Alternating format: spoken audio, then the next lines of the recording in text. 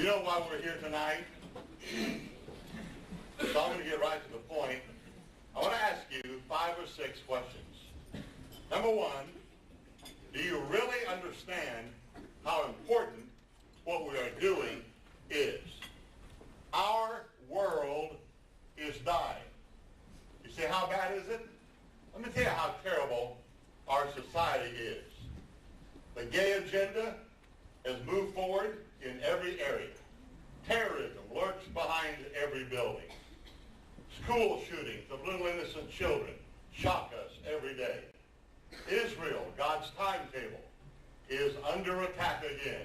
And even the secular newscasters are saying something is different about this attack on Israel. Maybe this is the last chance for the world. There are 260 million websites dedicated to pornography. I was recently had one of my class member students give a report about youth ministry, and he made a statement that I had to call him in and talk to him about. He said, I can't believe you said that. I can't believe that's true. And he said, I assure you it's true. He said, I had 34 middle schoolers, ages 6th, 7th, and 8th grade, and I took them on a retreat. And he said, I spoke to them about holiness and purity and pornography on the internet. And he said, I want all you 34 middle schoolers to bow your heads. I want to ask you a question. He said, I'm not going to tell your parents, but I want you to be honest with me. Every eye closed. How many of you have not accidentally run across a pornographic website, but on purpose you have sought out a pornographic website and looked at it? All 35 middle schoolers raised their hand. You know, in this city, out of every apartment and condo and patio home and residence, only 1 out of 10 is occupied by a traditional family. For one man has been married to one woman all of their adult life, and they live with their set of kids. Most of them are single, just shacking up together. Gay marriages, divorce, your kids, my kids, and our kids. 1 in 10 is a traditional family.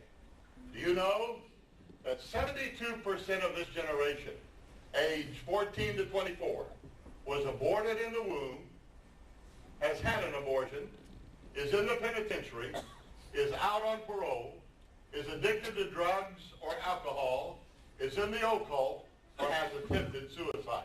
72%. Now recently, after the school shootings of the little Amish children, our president announced the convening of a conference at the White House. He's going to call leaders together from all over America and determine how we can make our schools safer. What can we do so this doesn't keep happening? They haven't had the conference yet, but I can tell you right now what's going to happen. They're going to come out with 2 things. 1, tougher laws, and more police. See, that's all they know to do. I want you to understand something. Years ago, when people were said to be insane, they would put them in an insane asylum, and they would give them a simple test, trying to determine whether they were well enough to turn loose or whether they had to keep them in there. They would plug up the sink and turn on the faucet and let it run over and give them a mop and a bucket. Now, if they were smart enough to go out and turn off the water at the source, they were smart enough to let out. But if they were so crazy that all they did was just keep mopping up the water as the water ran over and didn't ever turn it off, they weren't smart enough to turn loose.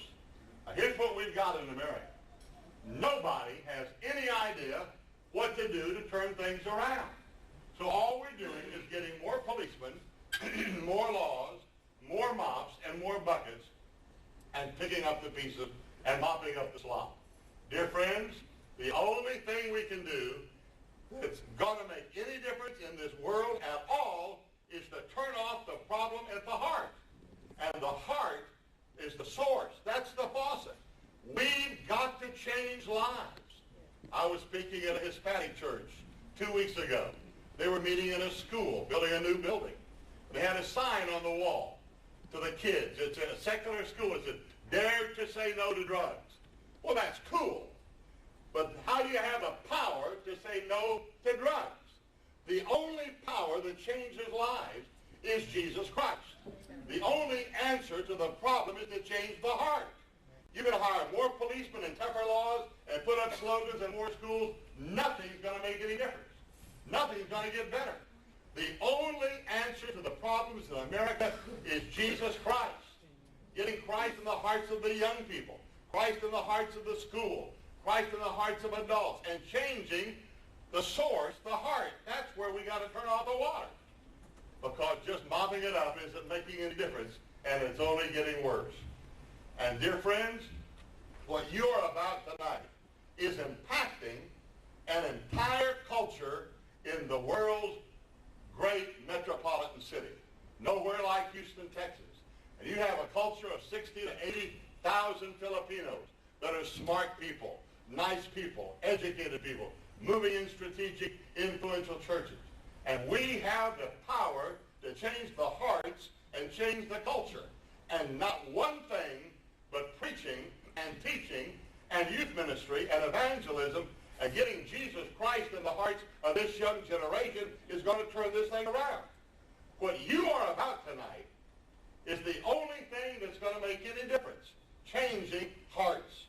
And this building we're going to build in this new location is going to allow this congregation to have an unlimited opportunity to reach people for Christ, to change hearts, and change the landscape. I want you to understand, this is not just about money and pledge cards. It's just not about architects and buildings. It is about saving a culture. It's about changing the world. It's about changing hearts. You know, in the state of Texas, Texas used to have a drug rehabilitation program called the methadone program, a substitute drug. And they would cost the state of Texas $100,000 to, quote, quote, rehabilitate a young person on drugs. Think of it. They had a 96% failure rate, so they give it up. I want to tell you something. In this church, we have had a drug rehabilitation program where we try to get Jesus Christ in the lives of kids and change them and turn them around by the power of God. And we've had a 78% success rate. Nothing matters but Christ. Nothing makes a difference. Nothing changes the world until you change the heart. So this is a very significant, important thing tonight. This is no small issue. I want to ask the question, do we really understand how important what we're doing is here tonight? And I believe the answer is that you do. Number two, question.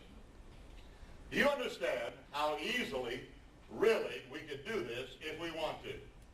Now, by the time we sell the building, it's going to take about $500,000 more for the land, the speaker system, the chairs, the offices, the nurseries, the auditorium, the landscape, the parking, all of those things in the new building. $500,000. Now, what's that mean? I got to tell you that in all my 30 years pastoring this great church, I never had a problem. Never had a conflict. Never had a split. Never had a struggle. You know why? Because I lived by a philosophy of pastoring a church. This was it. God's people, given the facts, will do the right thing. God's people, given the facts, will do the right thing. I just told them straight up what the issue was, what the problem was, what the need was, and they always stepped forward and said, let's go forward and let's do it. So I'm going to tell you tonight what it's going to take. There are about 200 of us here tonight. Now that would be that'd be about 100 pledge cards with 200 couples. Now some of the young people are here. Thank God for that. You know they can't do much. And we also know there are more than 100 giving units tonight because we have some singles, some adult singles, some widows and widowers. So that kind of offsets what the kids can't do. So approximately, this congregation tonight translates to about 100 pledge cards. Now, if you're going to have about $500,000, what does that mean? That means we've got to give $5,000 apiece. Now, I know that a few won't be able to do that. But I also know that there are many of us that are going to make up the difference. And some of you tonight can give $10,000, $5,000, and $20,000, and $25,000, and $30,000. If you'll step up and do the big thing and trust God, He's going to provide it. So I'm going to challenge you tonight and just tell you the truth. We need every person, every then buy singles, and we need an average of at least $5,000 minimum from each card. And you say, well, preacher, that's a lot of money. I don't know if I can do that. Well, when we talked to you a moment ago about how important it is, how we've just got to do this, you weigh that against the sacrifice we're willing to make it happen. A dad told me one time, I was thinking about giving $1,000 to help build a youth building. I didn't do it. And so my kids didn't go to church. They got uninterested. They got in drugs. And I spent $100,000 trying to get them off of drugs. He said, I'd have been way ahead to give the $1,000 to keep them off of drugs in the first place. So I want you to weigh tonight the sacrifice I'm going to ask you to make to give an average of $5,000 at least per card tonight. You say, well, preacher, how can we do that? I want you to think about something for just a moment and ask the question, is it worth the sacrifice? We're asking you to make a faith commitment over 3 years. That's only about $160 a month. There are few of us that could not alter our lifestyle for the sake of this church and the kingdom of God and give $160 extra a month. You can do that very easily. Now think of 4 or 5 things you might do. Maybe get a little extra part-time job. Maybe don't go to quite so many movies. Eat out just once or twice a month instead of 3 or 4 times. Cancel a magazine subscription. Wash your own car. Save on water. Shower once a month. I mean, you can do it. Somewhere, if you will, you can adjust your lifestyle and trust God for at least $5,000 or $6,000, remembering that many of us are going to have to do more because some won't be able to do quite that much. Number 3, the next question is, do you really believe God speaks today? Do you really believe God speaks? Now, I want to tell you something about God speaking.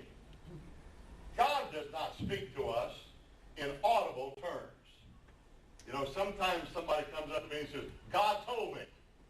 Well, when they say that, I kind of shy away. And sometimes they come up and say, God told me to tell you, and I run away.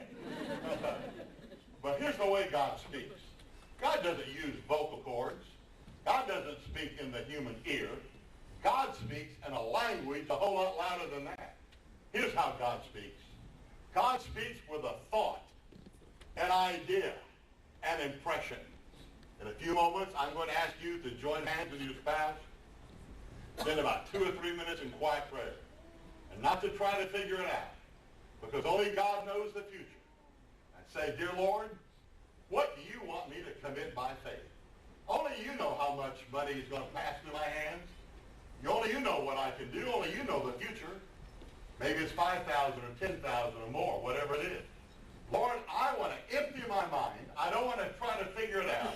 Like we said this morning, I just want you to speak to my heart. And dear friends, if you'll do that for 2 minutes, and let me tell you that if you'll say, Lord, I will put down and trust you and give as you provide whatever you tell me to, you won't believe what God's going to do for you.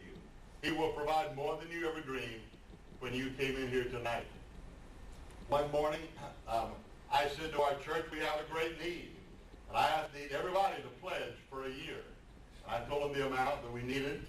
A young home builder, a single adult named Gary Hennessy, 28, was sitting right over there in the balcony. He was praying. Now, Gary had 6 houses he had built that he couldn't sell. The meter was running. The interest was just killing him. And he was thinking about a number, $300, $3,000. And God spoke to his heart with a thought, an impression. And the impression was that God wanted another 0 on there. So he put down $30,000. That afternoon, he went out, showed his houses, and came back to church at 5:30. He had sold 5 of those 6 houses just like that. Let me tell you a story about Rick Warren. How many of you ever heard of Rick Warren, The Purpose-Driven Life, The Purpose-Driven Church? Okay, it's been a bestseller in Christian circles for 5 or 10 years. Rick Warren's church was in California, and they had moved from school to school to school for 23 years.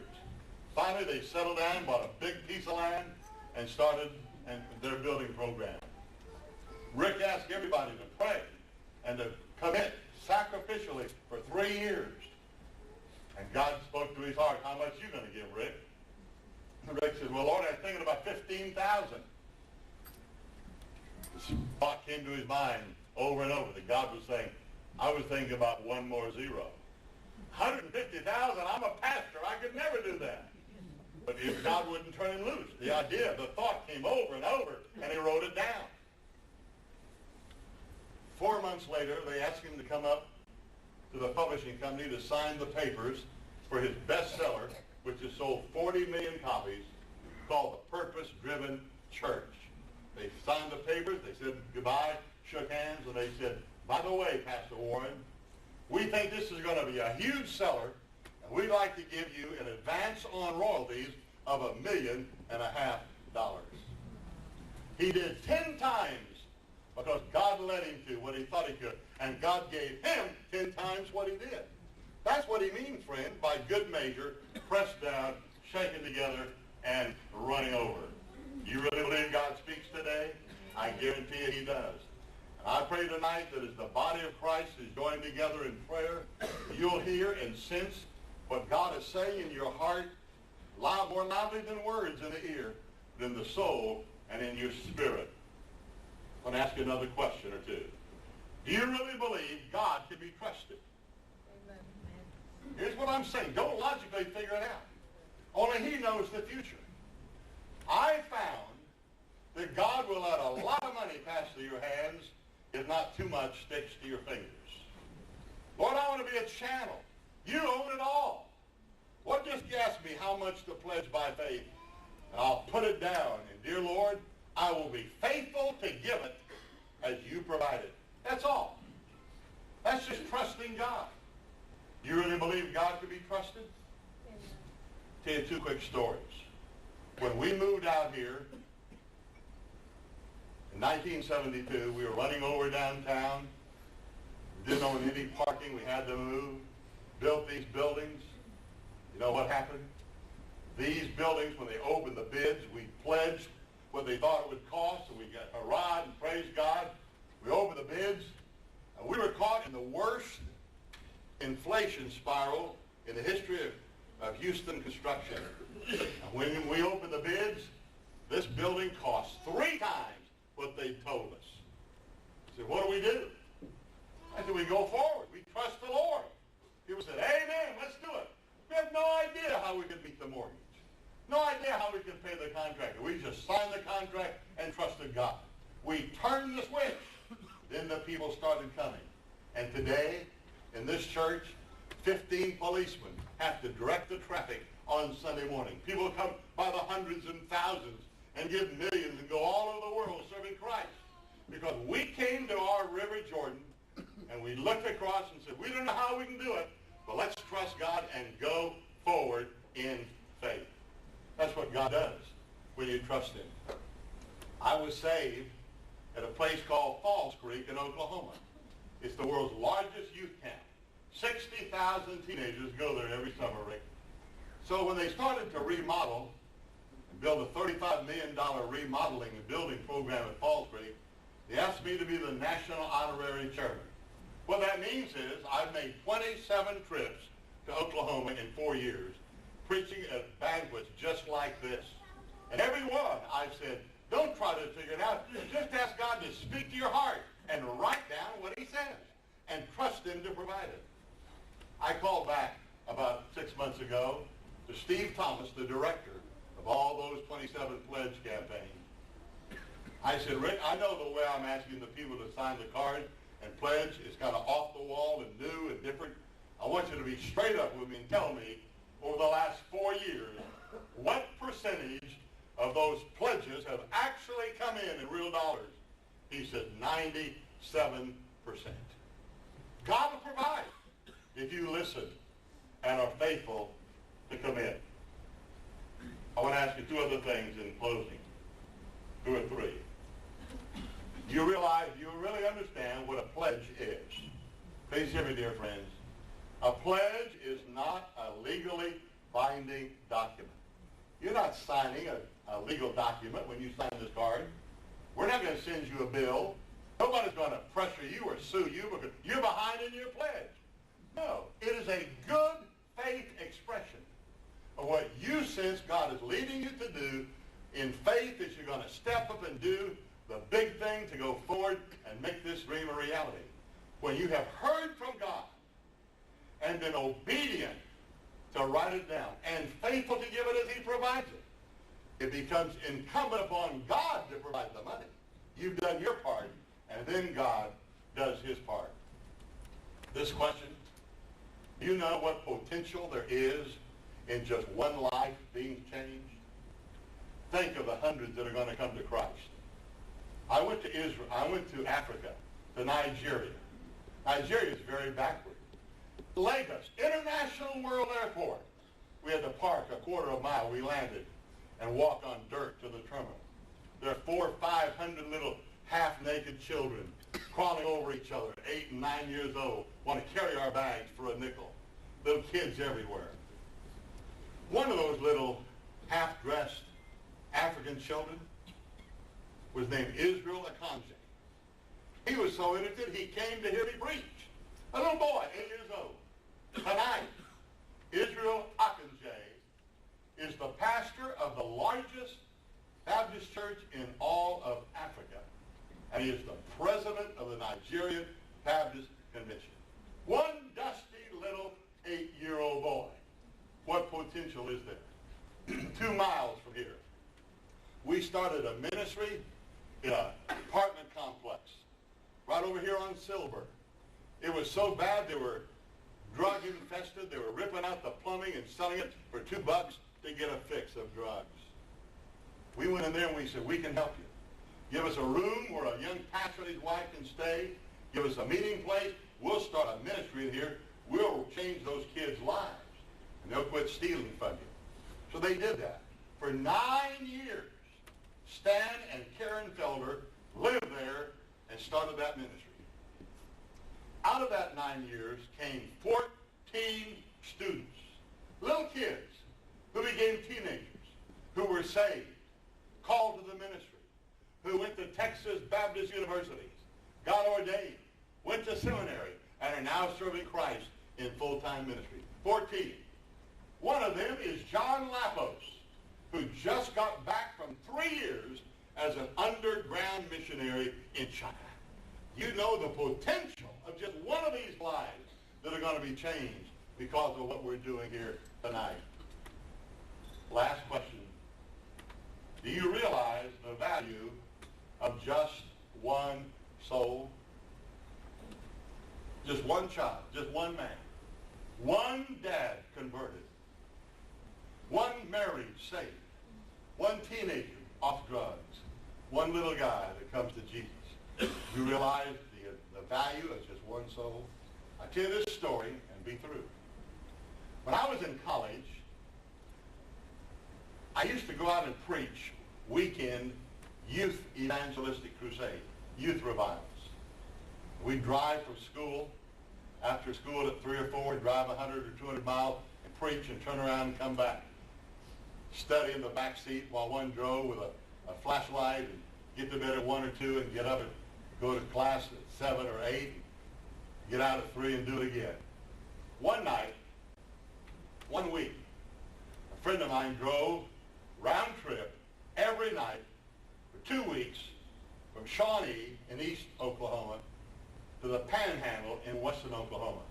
Nearly 400 miles round trip, back and forth. The revival wasn't very productive. There was only one convert, a little boy, 9.